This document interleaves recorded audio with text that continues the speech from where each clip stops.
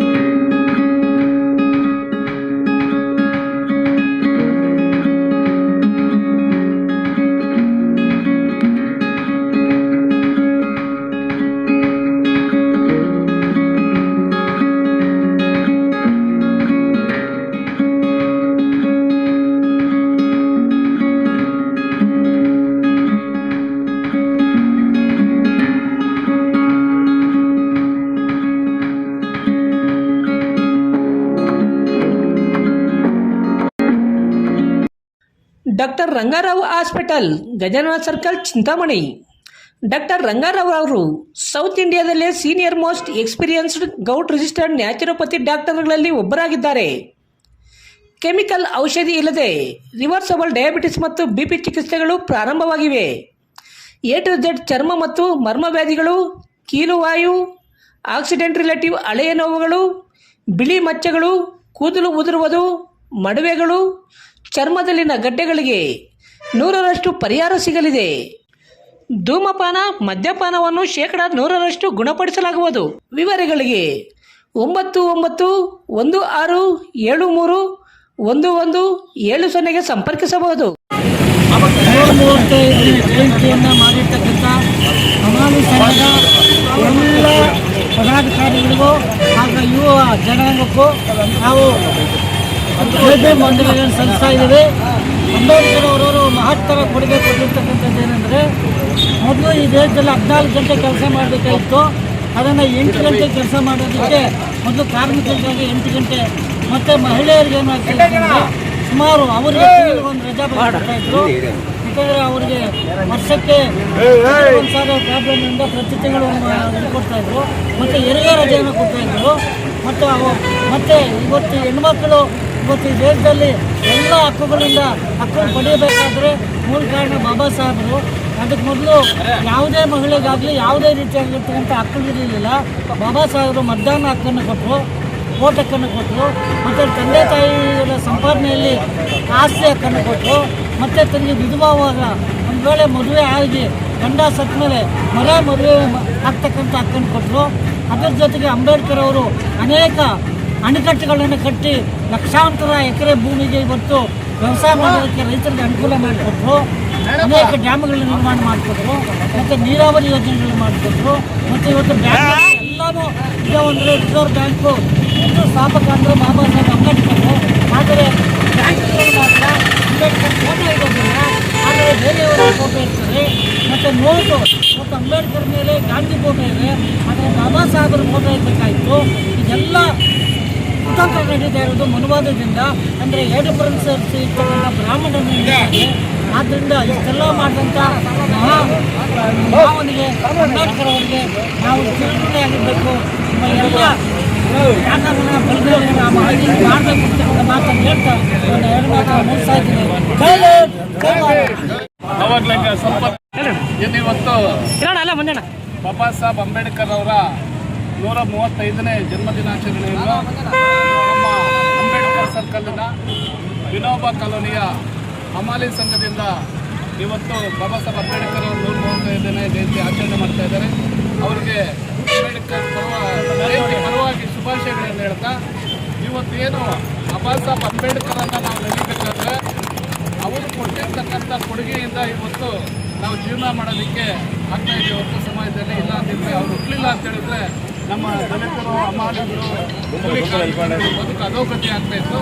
ಕಾರಣ ಏನಪ್ಪ ಅಂತ ಹೇಳಿದ್ರೆ, ಈ ದೇಶದಲ್ಲಿ ಇರ್ತಕ್ಕಂಥ ಅಸಮಾನತೆ ಮತ್ತು ಏನು ಶೋಷಣೆಯ ವಿರುದ್ಧ ನಿರಂತರವಾಗಿ ಅವರು ಹೋರಾಟ ಮಾಡಿ ಅವರು ಕೊನೆಯದಾಗಿ ಬರೆದಂಥ ಸಂವಿಧಾನದಲ್ಲಿ ಈ ಎಲ್ಲ ಕಾರ್ಮಿಕರು ಮತ್ತು ಮಹಿಳೆಯರಿಗೆ ಮತ್ತು ಸಮಾನತೆಯ ಬಗ್ಗೆ ಎಲ್ಲ ಅಡಕವಾಗಿರುವುದರಿಂದ ಆ ಸಂವಿಧಾನ ಇವತ್ತು ಜಾರಿಯಲ್ಲಿರೋದ್ರಿಂದ ಇವತ್ತು 14 ಗಂಟೆ ದುಡಿತಕ್ಕಂಥ ಕಾರ್ಮಿಕರು ಏನಿದ್ದಾರೆ, ಕಾರ್ಮಿಕ ಇಲಾಖೆ ಮತ್ತು ಹಮಾಲಿಗಳು ಏನಿದ್ದಾರೆ, ಅವರು 8 ಗಂಟೆ ಮಾತ್ರ ದುಡಿಬೇಕೆ ಹೊರತು ಅವರು ಮನುಷ್ಯರೇ, ಅವರು ಪ್ರಾಣಿಗಳಲ್ಲ, ಗುಲಾಮರಲ್ಲ ಅಂತ ಹೇಳ್ತಿದ್ದೇನೆ.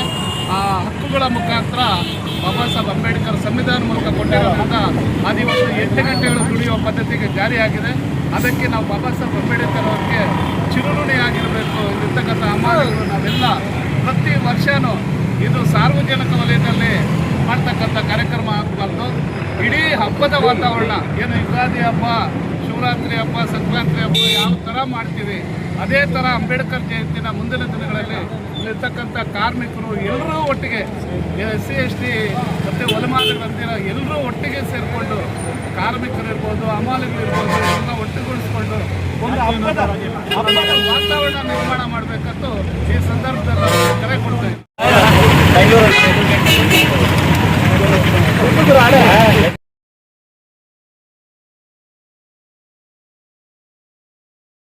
ಪ್ರತಿನಿತ್ಯದ ಸ್ಥಳೀಯ ಸುದ್ದಿಗಳ ವೀಕ್ಷಣೆಗಾಗಿ CTV ನ್ಯೂಸ್ಗೆ ಸಬ್ಸ್ಕ್ರೈಬ್ ಆಗಿ. ವಂದನೆಗಳೊಂದಿಗೆ ಅಶ್ವಿನಿ.